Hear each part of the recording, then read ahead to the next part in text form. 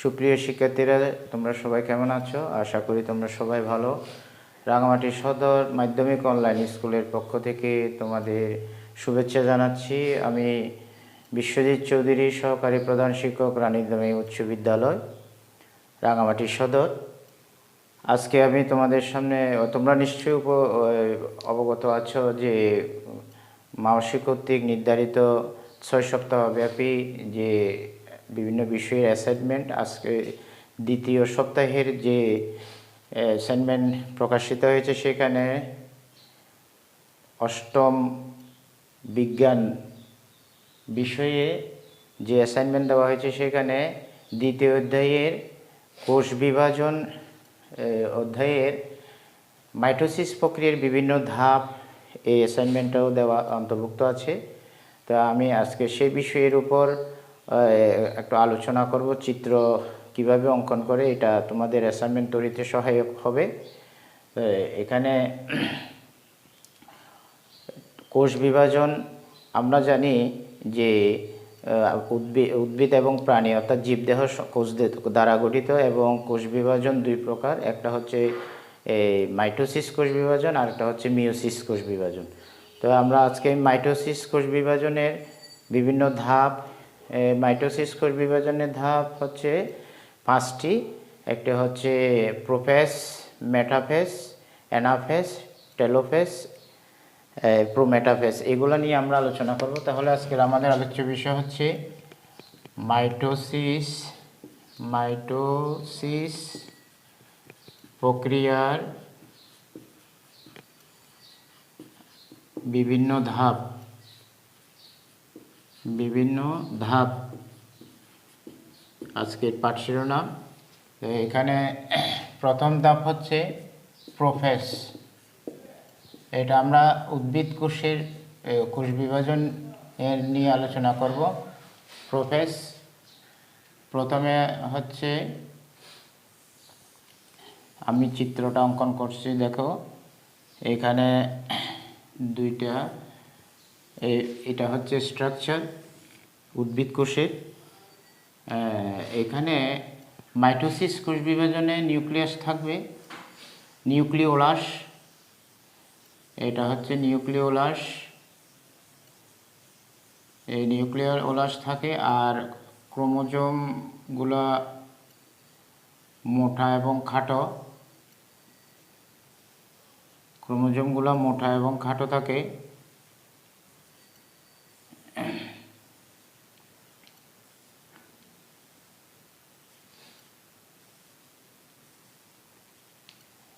এটা হচ্ছে কোষ প্রাচীর। আর এটা হচ্ছে নিউক্লিওলাস।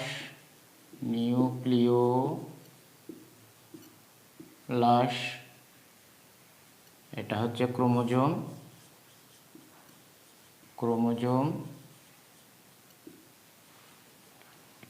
আর এটা হচ্ছে বাইরের কোষ প্রাচীর, নিউক্লিওলাস, ক্রোমোজোম, এটা হচ্ছে নিউক্লিয়ার মেমব্রেন। এখানে এটা বাইরের এটা থাকবে, এটা হচ্ছে নিউক্লিয়াস। এটা হচ্ছে এটা পুরোটাই এটা নিউক্লিয়ার আবরণী, নিউক্লিয়ার আবরণী। এটা হচ্ছে প্রোফেজ। তাহলে প্রোফেজ ধাপে নিউক্লিওলাস থাকে। তারপর ক্রোমোজোমগুলো পানি শোষণ করে মোটা এবং খাটো হয়। আর ইয়ার মধ্যে পানি মোটা এবং খাটো হয়, আর নিউক্লিওলাস বিদ্যমান থাকে। এই তিনটা বৈশিষ্ট্য প্রোফেজের মধ্যে। নিউক্লিওলাস বিদ্যমান, ক্রোমোজোমগুলো মোটা এবং খাটো হয়, আর ক্রোমোজোমগুলো পানি শোষণ করে। এই তিনটা হচ্ছে প্রোফেজের ধাপের বৈশিষ্ট্য। এরপরে 2 নম্বর হচ্ছে প্রোমেটাফেজ।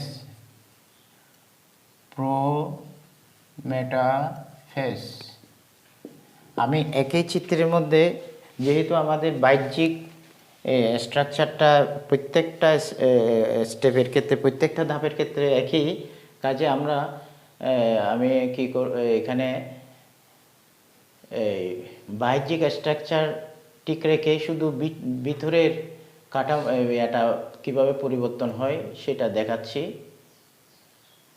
এখানে দ্বিতীয় ধাপ আছে প্রোমেটাফেজ। এখানে দুইটা মেরু থাকে, দুইটা মেরু, এটা হচ্ছে স্পিন্ডল যন্ত্র, স্পিন্ডল তন্তু, এগুলো হচ্ছে স্পিন্ডল তন্তু। কিভাবে অঙ্কন হবে দেখো, স্পিন্ডল তন্তু যেহেতু তন্তু বলা হয়েছে এটা এইভাবে থাকবে।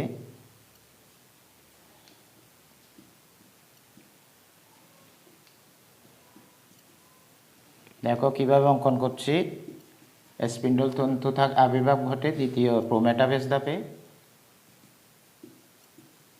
আর বিলুপ্ত প্রায় নিউক্লিওলাসটা এটা একেবারে অস্পষ্ট, মানে বিলুপ্ত হবে নিউক্লিওলাস। আর ক্রোমোজোমগুলো ওই নিউক্লিয়ার তন্তুর সাথে, ক্রোমোজোমগুলো নিউক্লিয়ার তন্তু যেটা অ্যাট্রাকশন তন্তু বলা হয় সেটার সাথে যুক্ত থাকবে নিউক্লিওলাস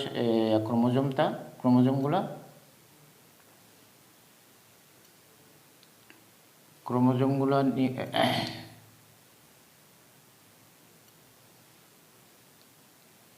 এইভাবে এটা হচ্ছে বিলুপ্তপ্রায় নিউক্লিওলাস, বিলুপ্তপ্রায়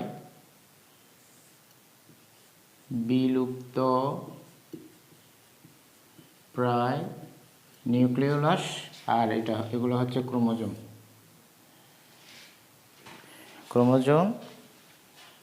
তাহলে ক্রোমোজোম গুলো প্রোমেটাফেজে ক্রোমোজোম মোটা হয়, আর ক্রোমোজোম বিভক্তি ঘটে, প্রোটিন নির্মিত 2 মেরু যুক্ত হয়। আর এটা হচ্ছে মেরু, দুইটা মেরু। তাহলে এটা ধাপের নাম হচ্ছে প্রোমেটাফেজে এই নিউক্লিওলাস, এই প্রোমেটাফেজ ধাপের মধ্যে এই নিউক্লিওলাসের বিলুপ্তি ঘটবে শেষ পর্যায়ে। তারপর এখানে এটাকে বলা হয় স্পিন্ডল তন্তু।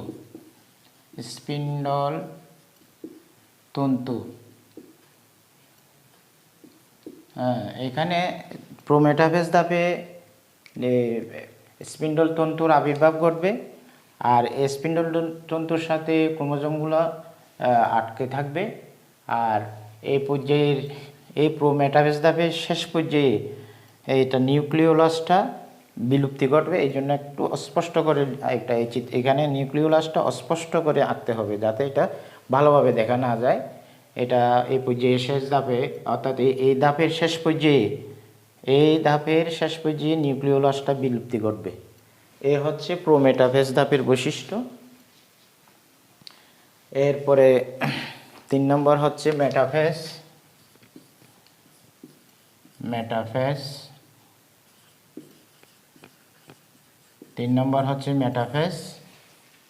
মেটাফেজ ধাপে আমরা এখানে নিউক্লিওলাস বিলুপ্তি হবে। যে আকর্ষণ তন্তুটা থাকবে, যেটাকে বলা হয় স্পিন্ডল যন্ত্রের তন্তুগুলা স্পিন্ডল তন্তু থাকবে। এখানে স্পিন্ডল তন্তুটা থাকবে মেটাফেজ ধাপে। তবে নিউক্লিয়াসের বিলুপ্তি ঘটবে এই পর্যায়ে। এটার নাম হচ্ছে মেটাফেজ। আমরা এখন তৃতীয় ধাপ মেটাফেজ, এটা চিত্র অঙ্কন করতেছি। মেটাফেজ ধাপের মধ্যে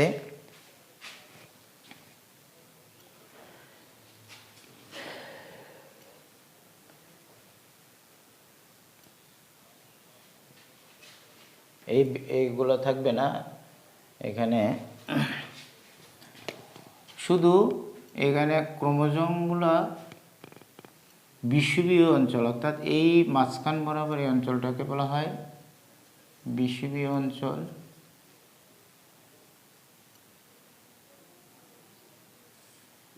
বিষুবীয় অঞ্চল, বিষুবীয় অঞ্চল, বিষুবীয় অঞ্চলে ক্রোমোজোমগুলো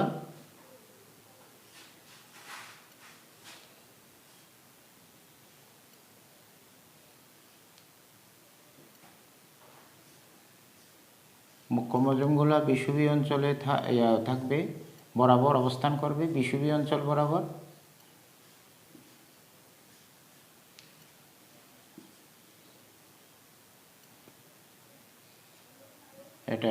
এটাকে বলা হয় এই ক্রোমোজোমগুলো বিষুবীয় অঞ্চল বরাবর অবস্থান করবে। ক্রোমোজোমগুলো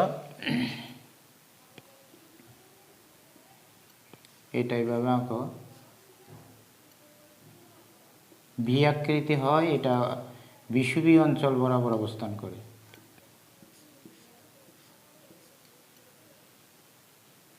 এই পজিশনে থাকে এটা।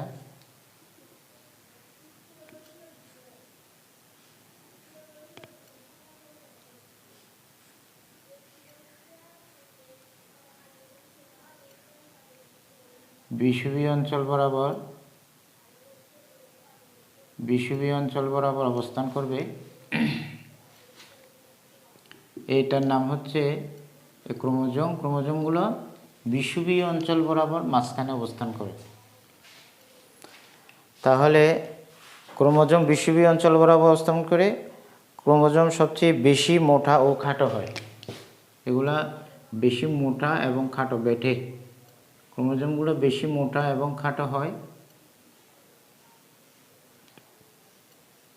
ক্রোমোজোমগুলো বেশি মোটা এবং খাটো, আর এই ক্রোমোজোমগুলো বিষুবীয় অঞ্চল বরাবর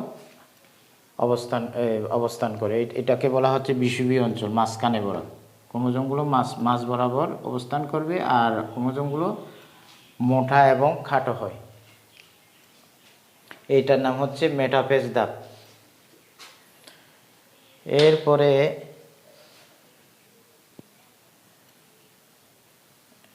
এরপরে আমরা অ্যানাফেজ ধাপ,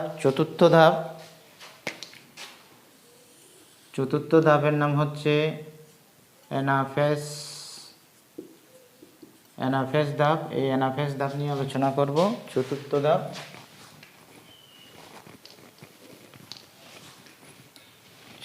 ধাপ হচ্ছে অ্যানাফেজ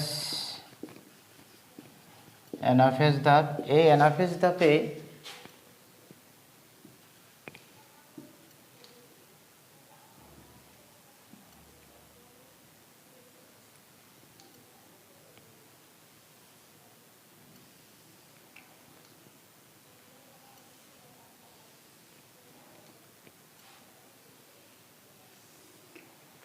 এই আকর্ষণ তন্তু, অ্যাট্রাকশন তন্তু যেটা, সেই তন্তুগুলো থাকবে। তবে ক্রোমোজোমগুলো সমান দুই ভাগে ভাগ হবে এবং মেরুমুখী অবস্থান করবে। মেরুমুখী সমান দুই ভাগে ভাগ হয়ে বি আকৃতি, এটা ক্রোমোজোমগুলো তখন বি আকৃতি ধারণ করবে এবং মেরুমুখী অবস্থান করবে।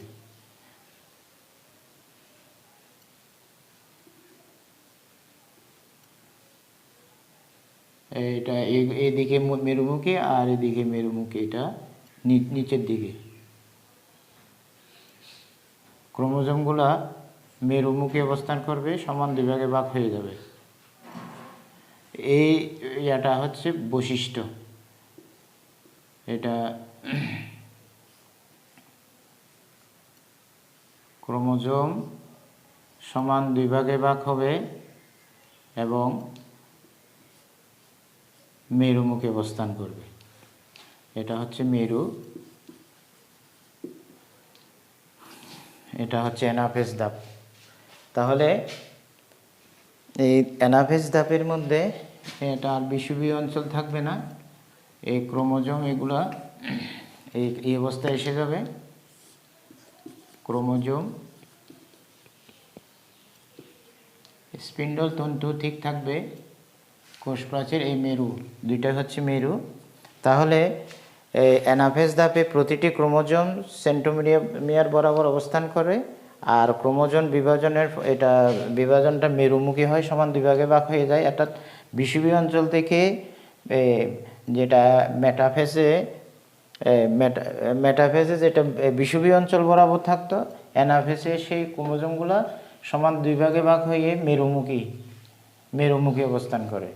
এটা হচ্ছে এবং ক্রোমোজোমগুলো কি হচ্ছে এই বি আকৃতি, ক্রোমোজোমগুলো মোটা এবং খাটো হয়ে বি আকৃতি ধারণ করে এবং মেরুমুখী অবস্থান করে। এটাই হচ্ছে অ্যানাফেজ ধাপের বৈশিষ্ট্য।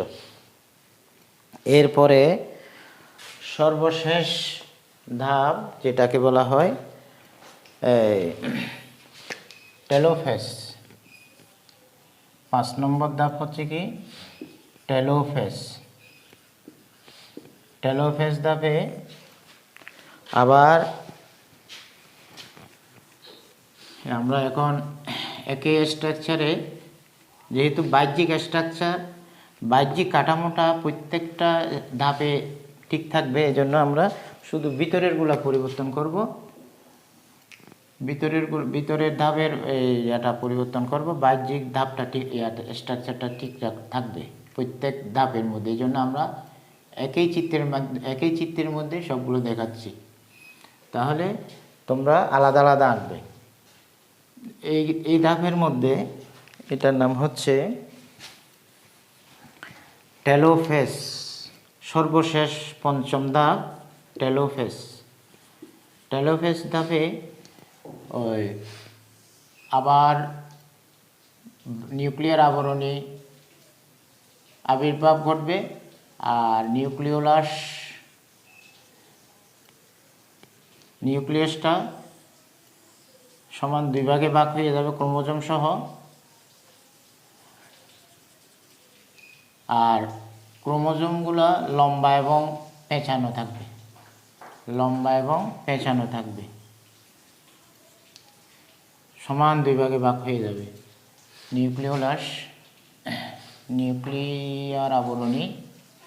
নিউক্লিয়ার আবরণী মেরু থাকবে না আর। তারপর এটা হচ্ছে লম্বা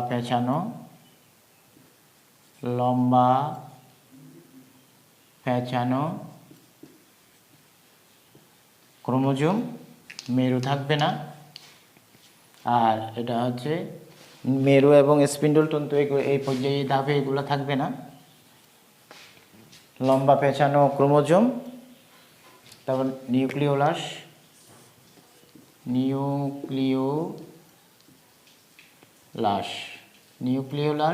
এখানেও এটা নিউক্লিওলাস,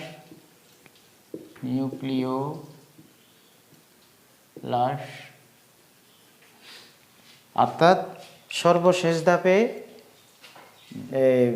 নিউক্লিয়াস দুইটা নিউক্লিয়াসে পরিণত হবে এবং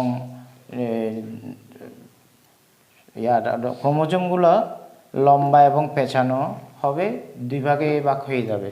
অর্থাৎ একটা কোষ থেকে দুইটা কোষে পরিণত হচ্ছে সর্বশেষ ধাপে।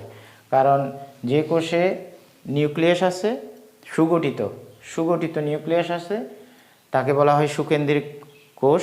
একমাত্র সুকেন্দ্রিক কোষে এই মাইটোসিস কোষ বিভাজন ঘটে।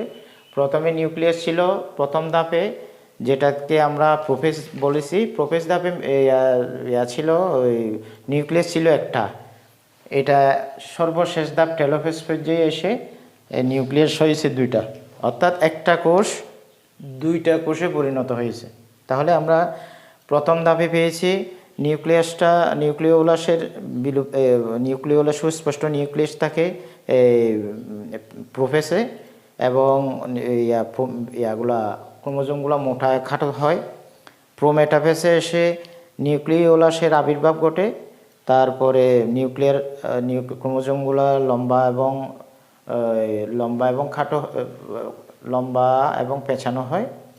এই প্রোমেটাফেসে এসে আকর্ষণ তন্তুর আবির্ভাব ঘটে, যেটাকে বলা হয় স্পিন্ডেল যন্ত্র।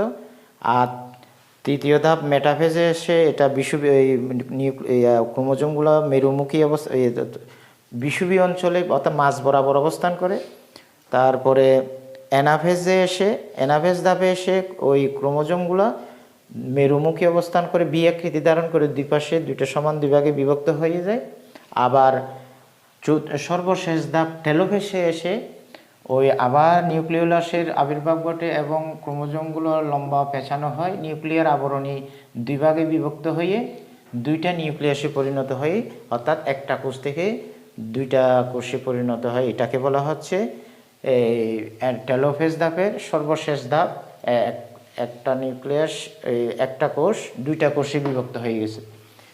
এটা হচ্ছে এই মাইটোসিস কোষ বিভাজনের। আমরা তাহলে 5টা ধাপ নিয়ে আলোচনা করেছি। তোমরা এই 5টা ধাপের চিত্র এবং এই বৈশিষ্ট্য এগুলা খাতায়, অ্যাসাইনমেন্ট খাতায় আঁকবে। আশা করি তোমরা বুঝতে পেরেছো। এটা পরবর্তীতে আমরা ওই অ্যাসাইনমেন্টের আলোকে ভিন্ন আরেকটা বিষয় নিয়ে আলোচনা করব, যেটা অ্যাসাইনমেন্টে থাকে। তোমরা প্রতি সপ্তাহে কাজগুলো করে তোমাদের বিষয় শিক্ষককে জমা দেবে। সবাই এটা